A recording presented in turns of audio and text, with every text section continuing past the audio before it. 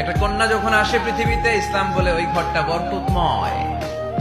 এরপর যখন বড় হতে শুরু করে, ইসলাম বলে বাবা যদি এই মেয়েকে ভালো পাত্রের হাতে তুলে দেয়, বাবার জন্য জান্নাতের দরজাকে খুলে দেয় কে?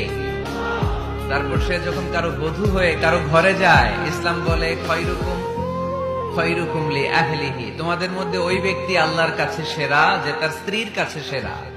কার কাছে সেরা? আপনি আল্লাহর কাছে পছন্দনীয় হতে হলে আগে আপনার স্ত্রীর কাছে পছন্দনীয় হতে হবে। আপনার স্ত্রী যদি আপনার A+ দেয়, আপনি আল্লাহর কাছেও, কথা বুঝে নাই বোধহয়। আপনার বউ যদি আপনারা দেয় A+, আল্লাহ দিবে কি? আপনার স্ত্রী যদি আপনারা দেয় A-, আল্লাহ দিবে কি? আপনার স্ত্রী যদি আপনারা F দেয়, F ওই যে ফেল, তো আল্লাহ কি দিবে? আজকে যে ভাবিরে ধরবেন, কি দিবা? কও কি দিবা? হ্যাঁ, ওই যে বিয়া করে নাই A+। স্ত্রীদের সাথে বিষ্ণু ঈসা ইসলাম অনেক খুনসুটি করতেন, অনেক ভালোবাসতেন স্ত্রীদেরকে। আম্মাজান খাদিজাতুল কুবরা আত-তাহেরা রাদিয়াল্লাহু তাআলা আনহাকে বিষ্ণু ঈসা ইসলাম এত ভালোবাসতেন, তিনি বলতেন রুজিকতু হুব্বাহা, আমি খাদিজার ভালোবাসাকে আল্লাহর পক্ষ থেকে রিজিক হিসেবে পেয়েছি। খাদিজাতুল কুবরা আত-তাহেরা রাদিয়াল্লাহু তাআলা আনহার ইন্তেকালের পরে উনি খাদিজাতুল কুবরা আত-তাহেরা রাদিয়াল্লাহু তাআলা আনহার বান্ধবীদের বাড়িতে কুরবানির গোশত হাদিয়া পাঠাতেন।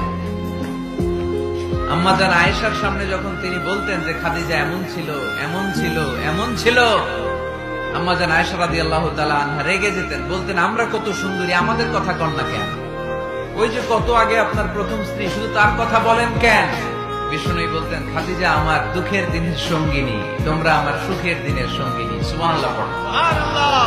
একটা নারীকে আল্লাহ তাআলা আরশের উপর থেকে সালাম জানিয়েছেন, ওই নারীটার নাম হচ্ছে খাদিজা।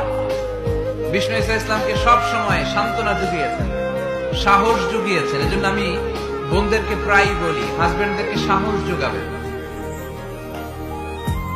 স্বয়ং আল্লাহ তাআলা সাইয়েদনা জিবরাইল মারফত জানিয়ে দিলেন, ও নবী বাশশিরু খাদিজাতা বাইতান ফিল জান্নাহ, আপনি আপনার স্ত্রী খাদিজাকে এমন একটা জান্নাতের ঘরের সুসংবাদ দেন যেটা মণি, মুক্তা, ডায়মন্ড, সাফায়ার স্টোন দিয়ে তৈরি, যে জান্নাতের ভেতরে কোনো আওয়াজ নাই, নয়েজ নাই, চিৎকার নাই, হই হুল্লোড় নাই। সুবহানাল্লাহ পড়েন।